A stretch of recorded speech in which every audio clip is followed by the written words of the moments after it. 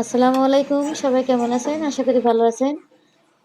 আজকে আমি অসম্ভব মজার একটি রেসিপি দেখাবো যেটা দিয়ে তৃপ্তি সহকারে পেট ভরে ভাত খাওয়া যাবে। এখানে নিয়ে নিচ্ছি আমি ডাউল, দিয়ে দিলাম আলু, টমেটো কয়েকটা ফালি, দিয়ে দিচ্ছি এখানে মরিচ ফালি, দিয়ে দিলাম রসুন কোয়া, পেঁয়াজ কুচি,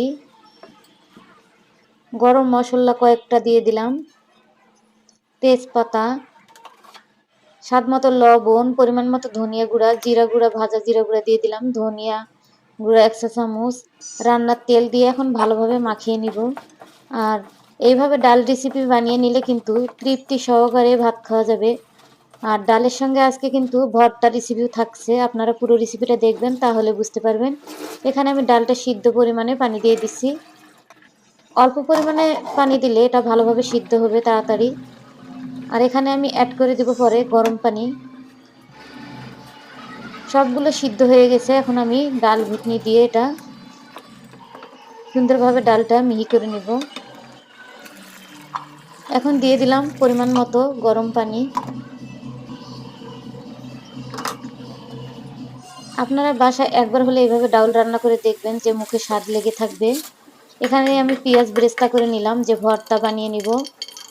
পুরো রেসিপিটা দেখুন তাহলে অবশ্যই ভালো লাগবে। এখানে দিয়ে দিলাম পেঁয়াজ কুচি, আবারও রসুন, 2 টুকরা শুকনা মরিচ, জিরা। এই তো ডালটা আমি বাগার দিয়ে নিলাম, দিয়ে দিলাম কিছু ধনিয়া পাতা কুচি। ডালটা একদম পারফেক্টভাবে হয়ে গেছে।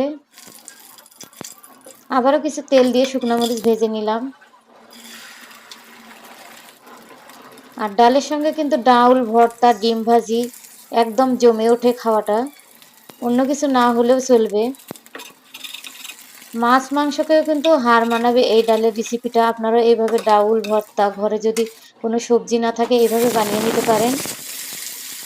আর যে আলু ভর্তাটা বানিয়ে নিব সেটা আমি আজকে একটু তেল দিয়ে ভেজে নিচ্ছি। দিয়ে দিলাম রসুন আর একটা পেঁয়াজ, সামান্য হলুদ লবণ দিয়ে আলুটা জাল কমিয়ে দিয়ে চুলার একদম আমি ভেজে নিব। এদিকে আলুটা ভাজা হয়ে গেছে, এখন আমি সেই শুকনো মরিচটা টেলে নিলাম হাত দিয়ে। এখন ভর্তাটা আমি বানিয়ে নিচ্ছি, যেহেতু ভর্তাটা আলুগুলো অনেক গরম তাই আমি হাত দিয়ে ওটা কিন্তু বানানো যাবে। এখন আমি পেঁয়াজ বেরেস্তা দিয়ে সুন্দরভাবে সরিষার তেল দিয়ে মাখিয়ে নিলাম ভর্তা।